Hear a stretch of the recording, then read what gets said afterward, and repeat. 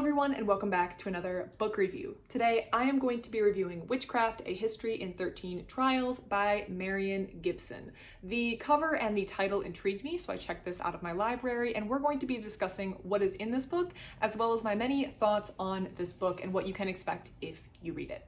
So, Witchcraft, A History in 13 Trials does kind of describe very succinctly what Marion Gibson is trying to do in this book.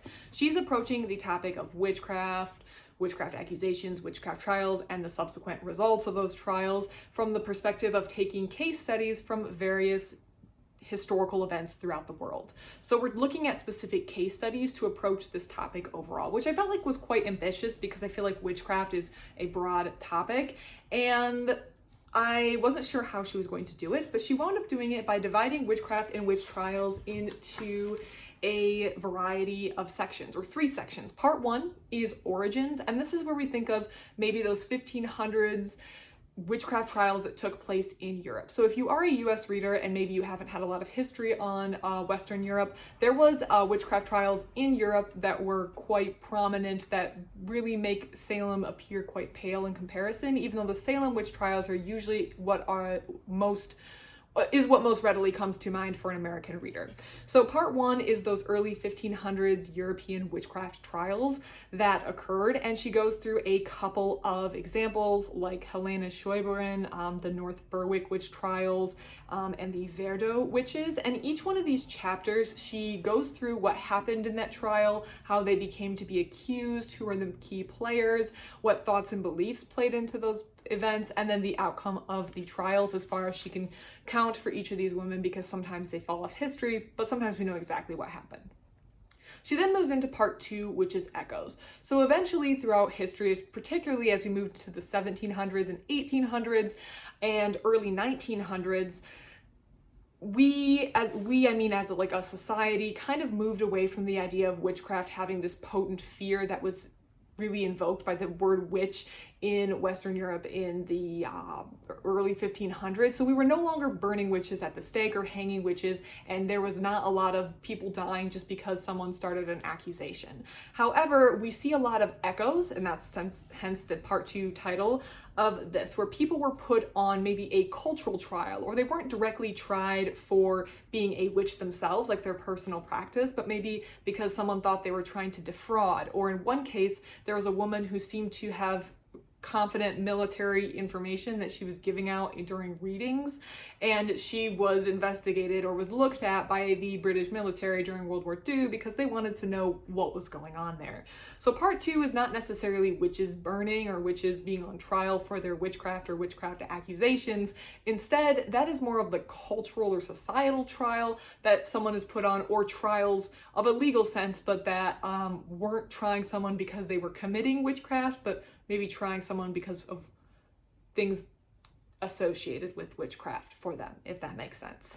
Finally, we move into part 3, which is transformations, which is witchcraft in a modern setting. So kind of how this idea of a witchcraft or accusing someone, these accusations can really tear down someone's life, and what that means in a modern sense, and kind of witchcraft and witch hunting's modern legacy.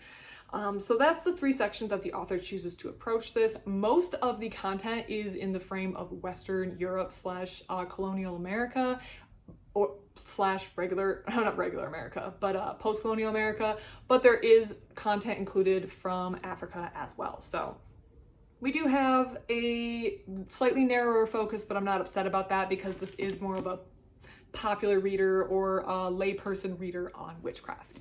So that is the concept or the framing that the author is going for, and that's how she accomplishes it, by taking different case studies and approaching them in these 3 sections, the origins, the echoes, and the transformations. What stands out, and this is something that maybe I've had a little bit more familiarity with due to certain history classes that I've taken or other books, is the ability and the quick ability to destroy someone's life due to accusations of witchcraft. And that was particularly from the first section. I think most of us know or have some familiarity with how quickly someone's life could be destroyed, but the callousness sometimes at which this was leveled, particularly at more vulnerable individuals in a community. There is one of the trials, a story about how basically 2 men were kind of charged with creating a fervor at one point, and things kind of got to the point where there were hundreds of people being accused before someone decided to put a stop to things. And at that point, people had already been killed. People had already been executed for these supposed crimes. So it's very clear to see in these case studies that were selected how the panic could be started and how much damage could be done by one individual. The author also tries to take the viewpoint of what maybe the accused would be thinking or feeling. She does try to put us in that person's shoes just a little bit, while also trying to discuss things like fear of the community. There was a true fear that maybe something bad was happening to you and you wanted to root that evil out. So she does kind of go through the perspective of the accused witch, but she also brings in other opinions around the community or other religious leaders or other community figures that might be relevant to the story. And it's very clear from all of these how much damage a witchcraft accusation could do, or what witchcraft and its associations could bring to you, especially in those echoes and transformations, where witchcraft in and of itself is not illegal and going to lead to you being burned at the stake, but might have other consequences up to and including death in some of these cases. So it's clear to see that it was quite a serious and still could be quite a serious accusation. One of the ones that was most surprising to me was actually a more recent one, in a sense, called the trial of a John Blymer, which was a man who actually believed he had been cursed and went and murdered an individual who he believed did this. And this was not in 1550, this was in the last 100, 200 years. So there are still consequences for this sort of behavior, and I think you can see that in the trials that Marion Gibson has selected. So now we're going to dive into my maybe general overall thoughts on some things that I think the author maybe could have done better, or that just differed from my expectation from this book.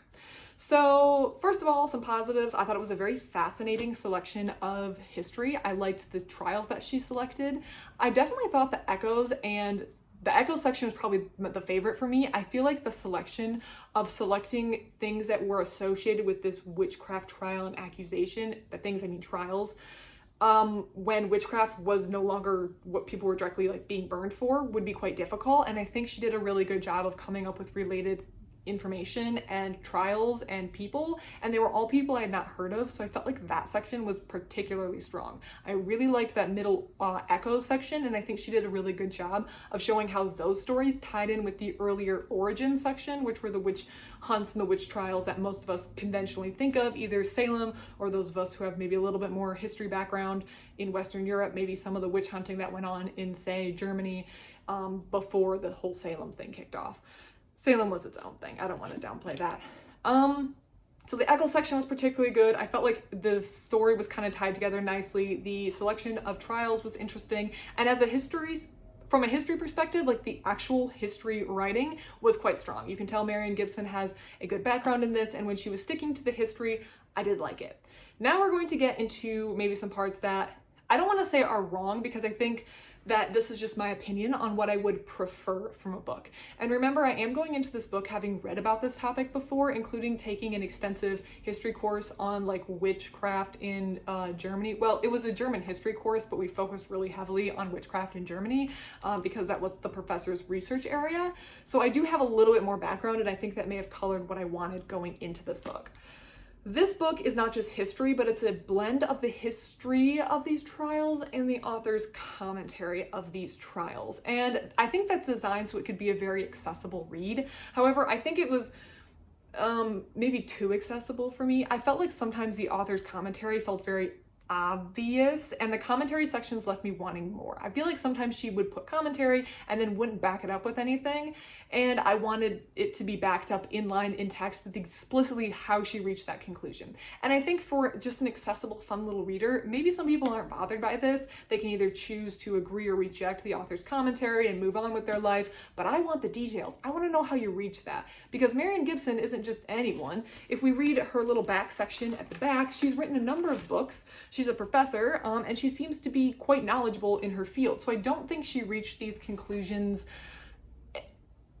just by making them up, by sitting down at her typewriter one morning and going, I'm just gonna make some stuff up. But there was clearly a thought pattern, and she knows what she's talking about. She's a professional in her field. So for me, I wanted the behind the scenes content, and I think maybe her editors kind of left that out because I just wanted like the flow of commentary and not to get bogged down in the academic stuff, and I want to be bogged down in the academic stuff, especially when the topic is interesting to me. One example is on page 249 that I just wish she had backed up what she meant because I felt like the commentary wasn't clear. And this is where she says, in the 1690s, the nation, referring to the United States, was primed by the Salem witch hunt to see any future judicial trouble through the lens of a witch trial, especially if involved politics and religion. Situations involving conflict, prejudice, injustice, and compensation all also recall Salem, and so then that's where like my problems are with that section in the middle of the sentence, because I don't know if that's, for me, I feel like that's a broad level of category. Situations involving conflict, prejudice, injustice, and compensation. I think that accounts for like 90% of what goes through the justice system in the United States, and I don't think all of that feels like a strong connection to Salem. However, I'm assuming that Marion Gibson didn't just, again, think this up out of nowhere. I think there's some scholarly backing to that content. So that's where I really think that could just be a whole chapter in and of itself. So I wanted that. I wanted that level of detail that the author just wasn't willing to provide in this book, because it's audience to like a lay audience and people who maybe just want a brief primer or a brief reader on witchcraft and its history throughout time. I also felt like sometimes throughout the text, the author would ask a question, but not like a true question, more of a, I don't know, rhetorical question, kind of like, how could this have happened? Like, for example, if they're talking about women maybe not being believed in court or being viewed in certain ways in court due to the fact that they're women, and she's like, how could they not see the misogyny or something like that? Those questions to me felt very weak.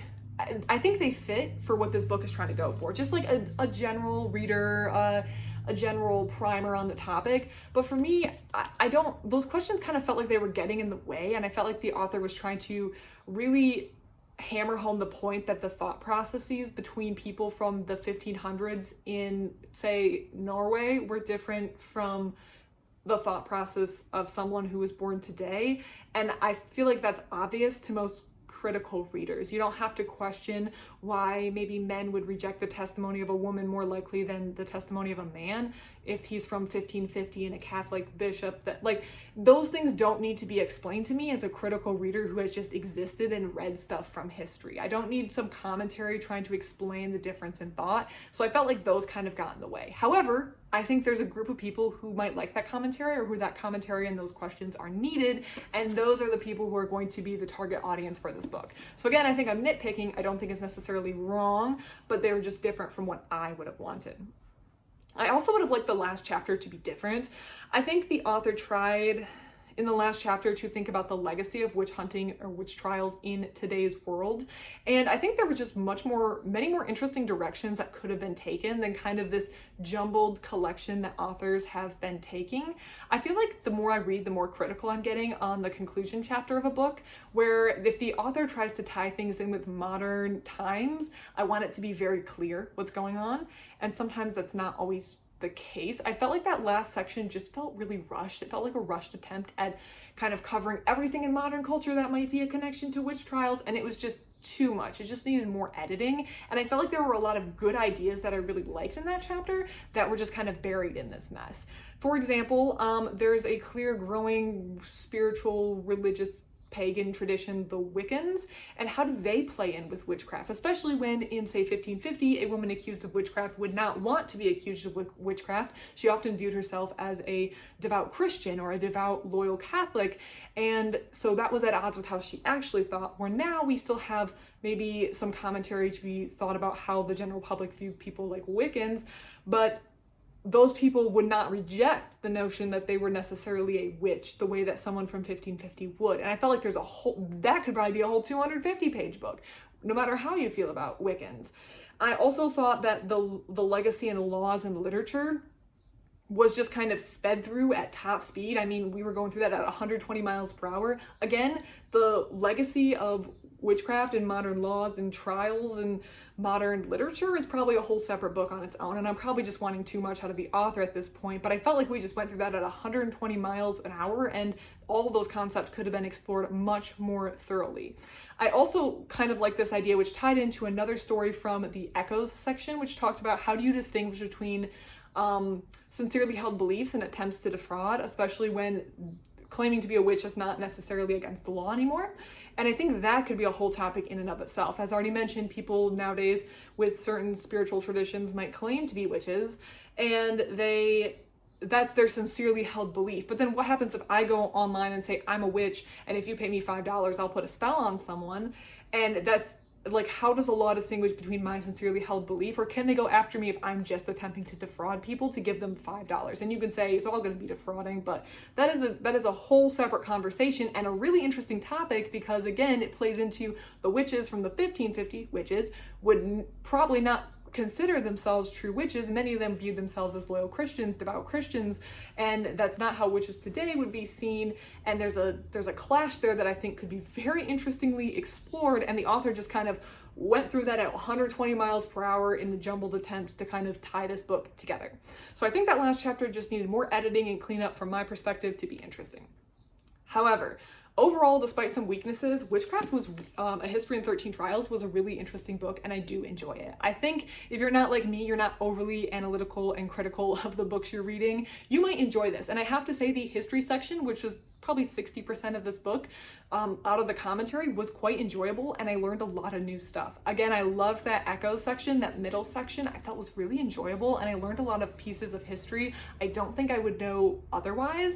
And I think that maybe with some cleaning up in that last section, it would have been a 5-star read. As it stands, I would probably say it's like a 3-star read for me, but that is just taking into account my past history and all the reading I've done on this and other books that I have on hold on the same topic that I'm going to be reading. So there's a lot of factors that play into a rating. So I think if you have an interest in knowing how witchcraft was perceived throughout history, I would actually recommend giving this book a read, and then you can make a decision from there if this is the right book for you, the right level, you just want a high-level commentary, or if you are looking like me for something a little bit more academic, and you can take what you learned in here and all of the resources and notes in the back section and continue to do your research and learning from there. If you have any thoughts or comments on this book, please leave it in the comment section down below. I love to receive your comments. Otherwise, thank you so much for watching, and I hope you have a great rest of your day.